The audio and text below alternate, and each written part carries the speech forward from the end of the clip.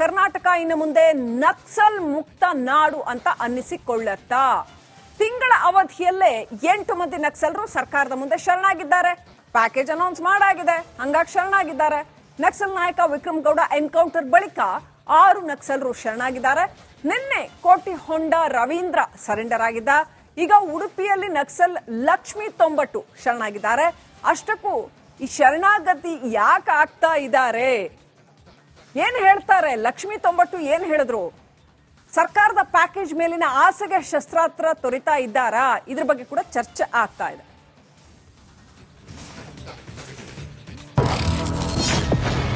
ಕರುನಾಡು ಇನ್ನು ಮುಂದೆ ನಕ್ಸಲ್ ಮುಕ್ತ ನಾಡು. ತಿಂಗಳ ಅವಧಿಯಲ್ಲಿಯೇ 8 ನಕ್ಸಲರು ಶರಣಾಗತಿ.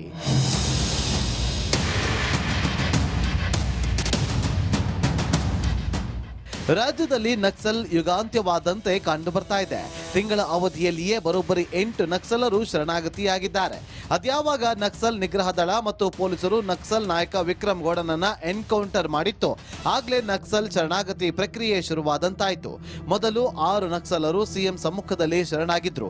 ಶನಿವಾರ ನಕ್ಸಲ್ ಕೋಟೆಹೊಂಡ ರವೀಂದ್ರ ಸರೆಂಡರ್ ಆಗಿದ್ರು. ಇದೀಗ ನಕ್ಸಲ್ ಲಕ್ಷ್ಮಿ ತೊಂಬಟ್ಟು ಉಡುಪಿ ಎಸ್ಪಿ ಕಚೇರಿಯಲ್ಲಿ ಶರಣಾಗಿದ್ದಾರೆ. ಆಂಧ್ರದಲ್ಲಿ ಅವರ ಗಂಡ ಸಲೀಂ ಅವರನ್ನು ಕೂಡ ಅಲ್ಲಿಯ ಸರ್ಕಾರ ಮಾವೋವಾದಿ ಸಂಘಟನೆಯ ಸದಸ್ಯರು ಅಂತೇಳಿ ಅವರನ್ನು ಘೋಷಿಸಿದ್ರಿಂದ ಅವರು ಆಂಧ್ರ ಸರ್ಕಾರದ ಮುಂದೆ ಸರೆಂಡರ್ ಆಗ್ತಾರೆ. ಅಲ್ಲಿ ಮುಖ್ಯವಾಹಿನಿಗೆ ಬರ್ತಾರೆ. ಅಲ್ಲಿ ಬಂದ ನಂತರ ಅಲ್ಲಿ ಕೇಸ್ಗಳನ್ನು ಸರ್ಕಾರ ವಿಡ್ರಾ ಮಾಡುತ್ತೆ. ಆ ನಂತರ ಕೇಸ್ ಅವರಿಗೆ ಕ್ಲಿಯರ್ ಆಗುತ್ತೆ. ನಂತರದಲ್ಲಿ ಲಕ್ಷ್ಮಿ ಅವರು ಇವತ್ತು ಇಲ್ಲಿ ಬಂದು ಸರೆಂಡರ್ ಪ್ರಕ್ರಿಯೆಯಲ್ಲಿ ಪಾಲ್ಗೊಂಡಿದ್ದಾರೆ.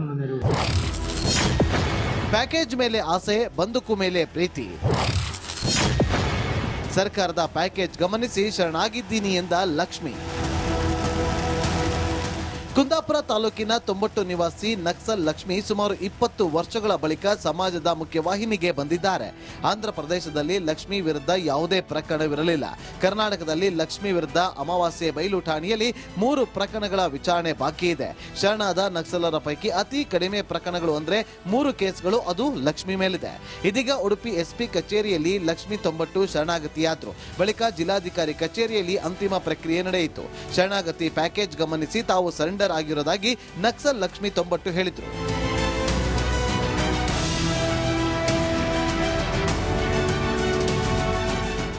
ಟಿವಿಯಲ್ಲಿ ಬಂದಿರೋ ನ್ಯೂಸ್ ನೋಡಿ ಇವಾಗ ಸಿದ್ದರಾಮಯ್ಯನವರು ಕೊಟ್ಟಿರುವ ಅವಕಾಶವನ್ನು ಉಪಯೋಗಿಸ್ಕೋಬೇಕಂತ ಹೇಳಿ ಜನವಾಹಿನಿಯಲ್ಲಿ ಬಂದಿದ್ವಿ. ಅದಕ್ಕಾಗಿ ನಾಕೆ ಸಿದ್ದರಾಮಯ್ಯರು ನಾಕೆ ಹೆಲ್ಪ್ ಮಾಡ್ಬೇಕಂತೇಳಿ ಡಿಮ್ಯಾಂಡ್ಸು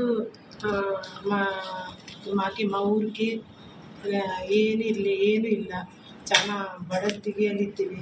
ಅದಕ್ಕಾಗಿ ಶಾಲೆ ಇಲ್ಲ, ರೋಡ್ ಇಲ್ಲ, ನೀರು ವ್ಯವಸ್ಥೆ ಇಲ್ಲ, ಆಸ್ಪತ್ರೆ ವ್ಯವಸ್ಥೆ ಇಲ್ಲ, ಏನೂ ಇಲ್ಲ. ಅದನ್ನು ನೆರವೇರಿಸ್ಬೇಕಂತೇಳಿ. ನಕ್ಸಲ್ ಲಕ್ಷ್ಮಿ ಶರಣಾಗತಿ ಬಗ್ಗೆ ಮಾತನಾಡಿದ ಉಡುಪಿ ಡಿಸಿ ವಿದ್ಯಾಕುಮಾರಿ, ಸರ್ಕಾರದ ಆದೇಶದಂತೆ ಶರಣಾಗತಿ ಪ್ಯಾಕೇಜ್ ನೀಡಲಾಗುತ್ತೆ ಅಂದ್ರು. ಸರೆಂಡರ್ ಆಗಿರುವ ನಕ್ಸಲ್ ಲಕ್ಷ್ಮಿ ಹೇಳಿರೋ ಅವರ ಊರಿನ ಸಮಸ್ಯೆ ಬಗ್ಗೆ ಕೂಡ ಗಮನ ಹರಿಸುವುದಾಗಿ ಪ್ರತಿಕ್ರಿಯಿಸಿದರು. ಪೊಲೀಸರವರ ಎಲ್ಲ ದಾಖಲೆಗಳನ್ನು ಪರಿಶೀಲನೆ ಮಾಡಿ ಅವರು ಯಾವ ಕೆಟಗರಿಯಲ್ಲಿ ಬರ್ತಾರೆ ಅನ್ನೋದನ್ನು ನೋಡಿ ಅವರಿಗೆ ಮತ್ತೆ ನಾವು ಶಿಫಾರಸು ಮಾಡ್ತೀವಿ. ರಾಜ್ಯ ಸಮಿತಿಗೆ ಶಿಫಾರಸು ಮಾಡಿ ಸರ್ಕಾರದಿಂದ ಅವರಿಗೆ ಆ ಪ್ಯಾಕೇಜ್ ಹಂತ ಹಂತವಾಗಿ ಬರುತ್ತೆ.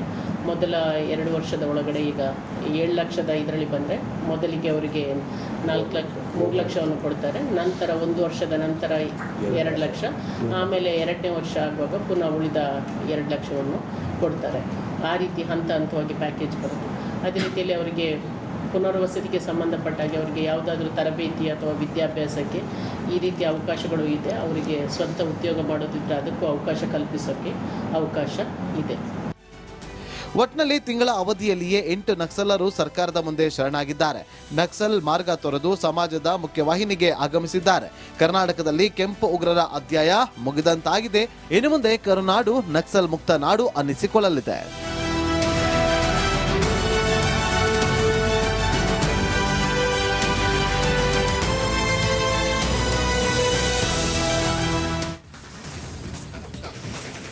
ಇಷ್ಟೆಲ್ಲ ಆದ್ಮೇಲೆ ಐಡಿಯಲಿ ಕರುನಾಡು ನಕ್ಸಲ್ ಮುಕ್ತ ನಾಡು ಅಂತ ಆಗಬೇಕು. ನೋಡಿ, ಹಿಂದೆ ಆ ಕೂಂಬಿಂಗ್ ಕಾರ್ಯಾಚರಣೆಗೆ ಲಕ್ಷಾಂತರ ರೂಪಾಯಿ ಖರ್ಚು, ಅಥವಾ ಇನ್ನು ನಕ್ಸಲರನ್ನ ಹುಡುಕೋದಕ್ಕೆ ಅಂತ, ಅವ್ರನ್ನ ತಹಬದಿಗೆ ತರೋದಕ್ಕೆ ಅಂತ ಎಷ್ಟೊಂದು ದುಡ್ಡು ಸುರಿಯಲಾಗ್ತಾ ಇತ್ತು, ಸತ್ಯ. ಸೊ ಈಗ ಹಾಗಾದ್ರೆ ಈ ಪ್ಯಾಕೇಜ್ ಇಂದನಾದ್ರೂ ಕಂಪ್ಲೀಟ್ ಆಗಿ ನಕ್ಸಲಿಸಂ ಸರ್ವನಾಶ ಆಗಬೇಕು. ಸಮಾಜಕ್ಕೆ ನಾವು ಒಳ್ಳೇದು ಮಾಡ್ತೀವಿ ಅಂದ್ರೆ ಅದಕ್ಕೆ ಬಂದೂಕು ಇಟ್ಕೊಂಡೇ ಮಾಡ್ಬೇಕು ಅಂತೇನಿಲ್ಲ. ಸಮಾಜದಲ್ಲಿ ಏನೋ ಅಸಮತೆ ಇದೆ, ಏನೋ ಕೊರತೆ ಇದೆ ಅಂದ್ರೆ ಅದನ್ನ ಚಳವಳಿ, ಗಾಂಧೀಜಿ ಮಾಡಿದ್ರಲ್ಲ, ಚಳವಳಿ ಸತ್ಯಾಗ್ರಹದ ಮುಖನೂ ಮಾಡ್ಬೋದು, ಅಥವಾ ಬೇಕಾದಷ್ಟು ದಾರಿಗಳಿದ್ದಾವೆ. ಇದು ಮನವರಿಕೆ ಆಗತ್ತಾ ಜನಗಳಿಗೆ? ಯಾರೋ ಒಂದಿಷ್ಟು ಜನ ತಮ್ಮ ಸಿದ್ಧಾಂತವನ್ನ ಪ್ರೂವ್ ಮಾಡೋದಕ್ಕೋಸ್ಕರ ಮಾಡ್ತಾ ಇದ್ದದ್ದು ಇನ್ನಾದ್ರೂ ನಿಲ್ಲತ್ತಾ? ವಿಕ್ರಮ್ ಗೌಡ ಎನ್ಕೌಂಟರ್ ಬಳಿಕ ಸಾಲು ನಕ್ಸಲರು ಬಂದು ಶರಣಾದ್ರು. ಸೊ ಇದನ್ನ ಸಕ್ಸಸ್ ಅಂತ ಯಾವಾಗ ನಾವು ಕರಿಬೋದಪ್ಪ ಅಂದ್ರೆ, ಇನ್ನು ಮುಂದಿನ 15 ವರ್ಷಗಳು ಕನಿಷ್ಠ ಯಾವುದೇ ಕಾರಣಕ್ಕೂ ಇವ್ರು ಯಾರೂ ಕೂಡ ವಾಪಸ್ ನಕ್ಸಲ್ ಚಟುವಟಿಕೆಗಳಲ್ಲಿ ತೊಡಗಿಕೊಳ್ಳದೆ ಹೋದಲ್ಲಿ, ಯಾವುದೇ ವಿಧ್ವಂಸಕ ಕೃತ್ಯದಲ್ಲಿ ತೊಡಗಿಕೊಳ್ಳದೆ ಹೋದಲ್ಲಿ ಆಗ ಇದನ್ನ ಯಶಸ್ಸು ಅಂತ ಕರಿಬಹುದು. ವಿಕ್ರಮ್ ಗೌಡ ಎನ್ಕೌಂಟರ್ ಬಳಿಕ 6 ನಕ್ಸಲರು ಶರಣಾಗಿದ್ರು. ನಿನ್ನೆ ನಕ್ಸಲ್ ಕೋಟಿ ಹೊಂಡ ರವಿ ಶರಣಾಗಿದ್ದಾರೆ, ಇದೀಗ ಲಕ್ಷ್ಮಿ ಸರೆಂಡರ್ ಆಗಿದ್ದಾರೆ. ಸೊ ತಿಂಗಳ ಅವಧಿಯಲ್ಲಿಯೇ ಒಟ್ಟು 8 ನಕ್ಸಲರು ಶರಣಾಗತಿ ಹೊಂದಿದ್ದಾರೆ. ಸಮಸ್ಯೆ ಏನು ಅಂತಂದ್ರೆ, ನಿಮಗೆ ಗೊತ್ತಿದೆ ವೀಕ್ಷಕರೇ, ಒಂದು ಕಾಲದಲ್ಲಿ, ಒಂದು ಸಂದರ್ಭದಲ್ಲಿ ಅದಕ್ಕೆ ಪ್ರೂಫ್ ಕೊಡಕ್ಕಾಗುತ್ತೋ ಇಲ್ವೋ, ಆದ್ರೆ ವಿದೇಶಗಳಿಂದ, ಈ ಮಾವೋವಾದಿ ರಾಷ್ಟ್ರಗಳಿಂದ ಮತ್ತು ಮಾವೋವಾದಿ ಚಿಂತಕ ಗ್ರೂಪ್ಗಳೇನಿದ್ದಾವೆ ಇಂಟರ್ನ್ಯಾಷನಲಿ, ಅವುಗಳಿಂದ ಇವರಿಗೆ ಹಣ ಬರ್ತಾ ಇತ್ತು ಅಂತ ಹೇಳಲಾಗ್ತಾ ಇತ್ತು. ಸೊ ಆ ಹಣದ ವಹಿವಾಟು ಏನಾಯ್ತು ಹಾಗಾದ್ರೆ? ಅದಕ್ಕೆಲ್ಲ ಕತ್ರಿ ಬಿದ್ದಿದ್ಯಾ? ಅದಕ್ಕೆಲ್ಲ ಅದನ್ನ ನಿಲ್ಸೋದಕ್ಕೆ ಏನ್ ಬೇಕು ಆ ವ್ಯವಸ್ಥೆಯನ್ನೆಲ್ಲ ಕೇಂದ್ರ ಸರ್ಕಾರ ಮಾಡಿದ್ಯಾ? ಇದು ಕೂಡ ಪ್ರಶ್ನೆ. ಒಂದು ವೇಳೆ ಅದೆಲ್ಲವೂ ಕೂಡ ಆಗಿದ್ದರೆ ಇದು ಸಕ್ಸಸ್ಫುಲ್ ಆಗುತ್ತೆ. ಅದರ್ವೈಸ್ ಆ ಹಣನ ಮತ್ತಿನ್ನೆಲ್ಲಾದ್ರೂ ಯುಟಿಲೈಸ್ ಮಾಡಲೇಬೇಕಲ್ಲ. ಇನ್ಯಾವುದಾದ್ರೂ ವಿಧ್ವಂಸಕ ಕೃತ್ಯ ದೇಶದ ವಿರೋಧವಾಗಿ ಅಥವಾ ಈ ಭಾರತೀಯ ನೆಲದ ವಿರೋಧವಾಗಿ ಇನ್ಯಾವುದಾದ್ರೂ ವಿಧ್ವಂಸಕ ಕೃತ್ಯಕ್ಕೆ ಬಳಕೆ ಮಾಡಬೇಕಾಗತ್ತೆ. ಅದು ಏನ್ ಮಾಡ್ತಾರೆ? ಆ ತರ ಏನಾದ್ರೂ ಮತ್ತೆ ಆಗತ್ತಾ? ಅದಕ್ಕೆ ಕಡಿವಾಣ ಹಾಕಬೇಕಾಗತ್ತೆ ಸರ್ಕಾರ. ಎನಿವೆ, ಕರ್ನಾಟಕದಲ್ಲಿ ಈ ಲಕ್ಷ್ಮಿ ವಿರುದ್ಧ 3 ಪ್ರಕರಣಗಳು ದಾಖಲಾಗಿದ್ವು.